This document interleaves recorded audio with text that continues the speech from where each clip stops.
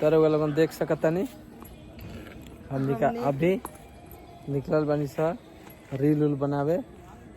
तो आज सोचनी सर कि रील उल जहाँ बनता वो तहाँ की जगह बैकग्राउंड भी बहुत अच्छा बा। तो सोचनी से तहाँ भी एगो ब्लॉक बना लिया ताकि रउआ लोगन के देखाव में आसान रही।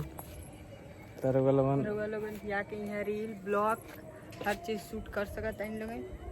बहुत अच्छा जगह देखी बैकग्राउंड देखी यहाँ के रउआ लोगन बहुत कितना अच्छा जगह दूरी जाके दिखा सकता नहीं। पूरा आनंद उठाई लोगन। हम थक चुकल बानी। ठीक एगो चीज दिखावे के चाहता नहीं।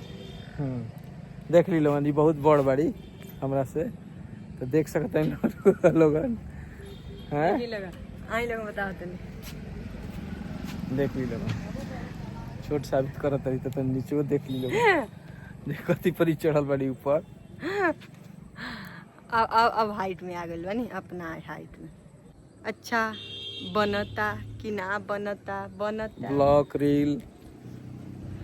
ब्लॉक रील अब बनी कहाँ झील में तो वो झील बा ब्लॉक रील बनी झील में। देख ली लोगन ठीक अपन पूर्वी चंपारण में ऐसा जगह बा बस कि बसरते रउआ लोगन जानत नहीं की सभे जानता जे यहाँ के होई उ सभे ना बहुत कोई ऐसा बजे ना जानत हुई।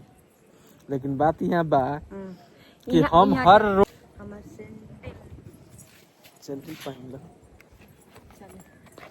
तो कुछ कहो पूजा कहे भी है कि बस हमने के रील देख के बताएं लोगन कि हमने के रील कैसन बनल बा। ब्लॉग तो बनते बा बस रउआ लोगन अपन प्यार दुलार आशीर्वाद बनैले रखें ये भगवान से विनती हम करें।